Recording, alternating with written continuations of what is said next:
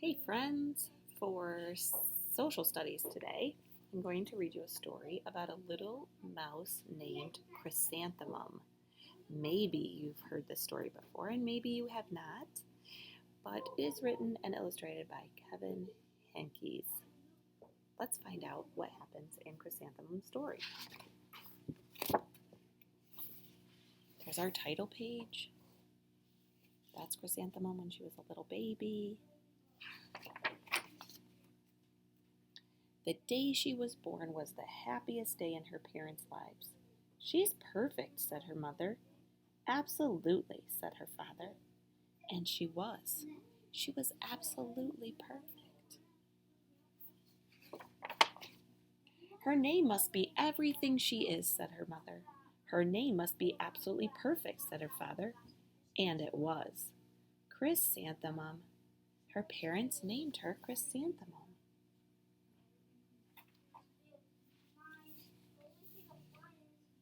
Chrysanthemum grew and grew. And when she was old enough to appreciate it, Chrysanthemum loved her name.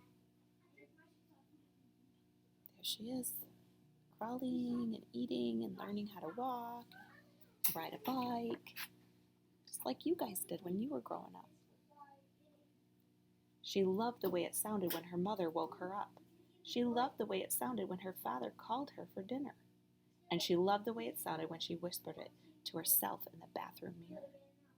Chrysanthemum, chrysanthemum, chrysanthemum. Chrysanthemum loved the way her name looked when it was written with ink on an envelope. She loved the way it looked when it was written with icing on her birthday cake. And she loved the way it looked when she wrote it herself with her big, fat orange crayon. Chrysanthemum, chrysanthemum, chrysanthemum.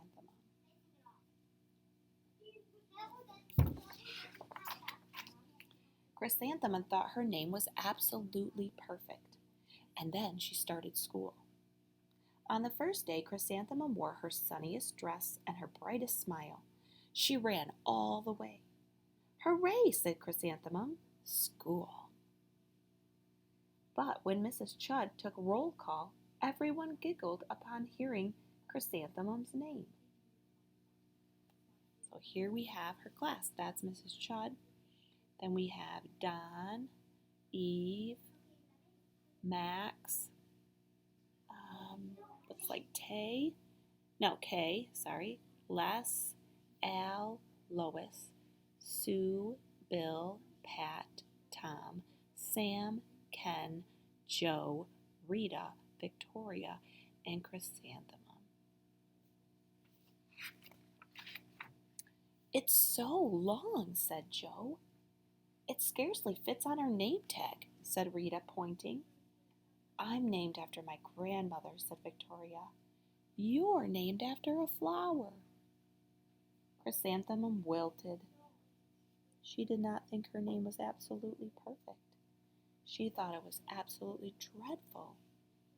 The rest of the day was not much better. During nap time, Victoria raised her hand and informed Mrs. Chud that Chrysanthemum's name was spelled with 13 letters. "That's exactly half as many letters as there are in the entire alphabet," Victoria explained. "Thank you for sharing that with us, Victoria," said Mrs. Chud. "Now, put your head down."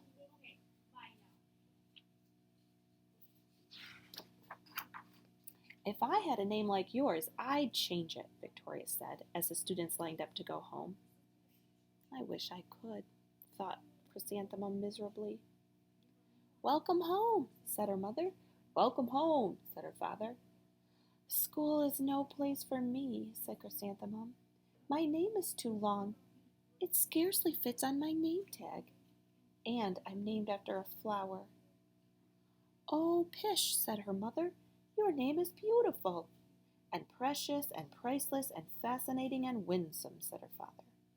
"And everything you are," said her mother. "It's absolutely perfect," said her father.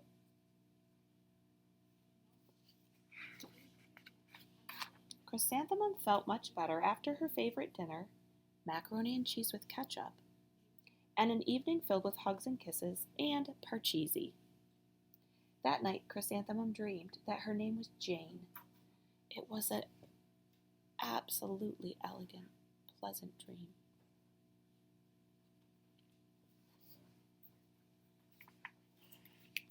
The next morning, Chrysanthemum wore her most comfortable jumper. She walked to school as slowly as she could. She dragged her feet in the dirt. Chrysanthemum, chrysanthemum, chrysanthemum, she wrote. She even looks like a flower, said Victoria, as Chrysanthemum entered the playground. Let's pick her, said Rita, pointing. Let's smell her, said Joe. Chrysanthemum wilted.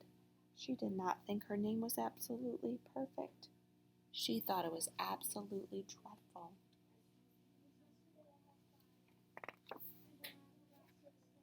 The rest of the day was not much better. During nap time, Victoria raised her hand and said, "A chrysanthemum is a flower. It lives in a garden with worms and other dirty things." "Thank you for sharing that with us, Victoria," said Mrs. Chudd. "Now put your head down." "I cannot believe your name," Victoria said as the students lined up to go home. "Neither can I," thought Chrysanthemum miserably. "Welcome home," said her mother. "Welcome home," said her father. "School is no place for me," said Chrysanthemum. "They said I even look like a flower, and they pretend to pick me and smell me." "Oh, pish," said her mother. "They're just jealous." "And envious, and begrudging, and discontented, and jaundiced," said her father. "Who wouldn't be jealous of a name like yours?" said her mother. "After all, it's absolutely perfect," said her father. Chrysanthemum felt a trifle better after her favorite dessert, chocolate cake with buttercream frosting, and another evening filled with hugs and kisses and a game of Parcheesi.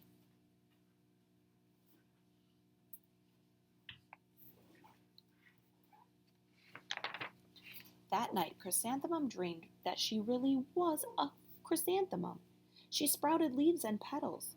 Victoria picked her and plucked the leaves and petals one by one until there was nothing left but a scrawny stem. It was the worst nightmare of Chrysanthemum's life. Chrysanthemum wore her outfit with 7 pockets the next morning. She loaded the pockets with her most prized possessions and her good luck charms.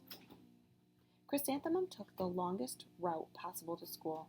She stopped and stared at every flower. "Chrysanthemum, chrysanthemum, chrysanthemum," they seemed to say.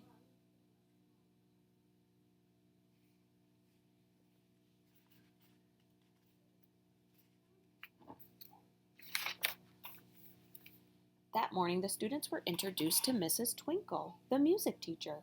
Her voice was like something out of a dream, as was everything else about her.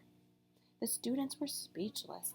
They thought Mrs. Twinkle was indescribable wonder. They went out of their way to make a nice impression. Mrs. Twinkle had the students learn scales. Then she assigned roles for the class musical. Victoria was chosen as the dainty fairy queen. Rita was chosen as the spiffy butterfly princess. Joe was chosen as the all-important pixie messenger. And Chrysanthemum was chosen as a daisy.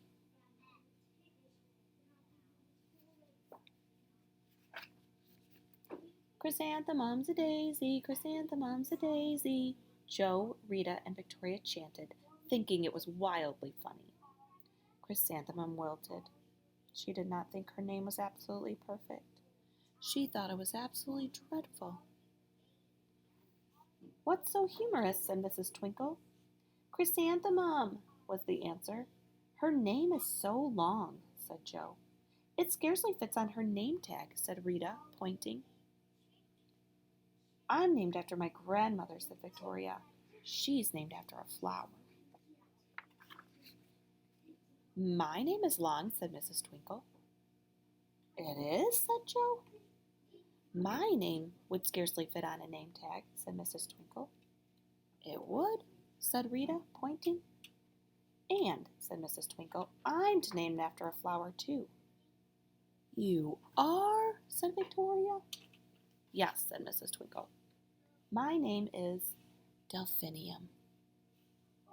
Delphinium Twinkle.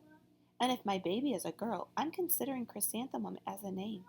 I think it's absolutely perfect." Chrysanthemum could scarcely believe her ears. She blushed, she beamed, she bloomed. Chrysanthemum, chrysanthemum, chrysanthemum.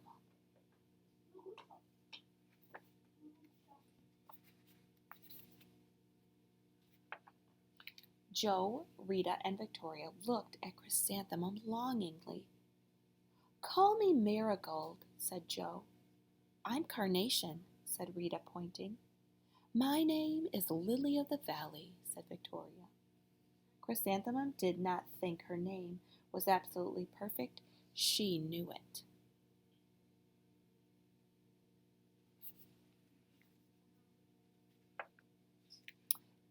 Overall, the class musical was a huge success. Chrysanthemum was absolutely perfect as a daisy. Victoria made the only mistake. She completely forgot her lines as the dainty fairy queen. Chrysanthemum thought it was wildly funny, and she giggled throughout the entire dance of the flowers. Eventually, Mrs. Twinkle gave birth to a healthy baby girl, and of course, she named her Chrysanthemum. I hope you like that story. It's a fun story about how we each have a special name. Okay, in your red reading folder, you should have a paper like this, and you should have a brown piece of paper that doesn't have anything on it yet.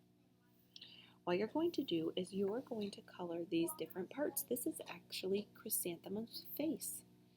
And so this is her head, and her nose, and her eyes are closed right now. And then these are her ears. You can make her any color you want to. And then you're going to glue your pieces, cut them out, and glue them on your paper, just like I did here. So when you glue on your head, you're going to kind of want to glue it down here at the bottom so you have room to glue your ears up here on the side. I hope you have fun making Chrysanthemum.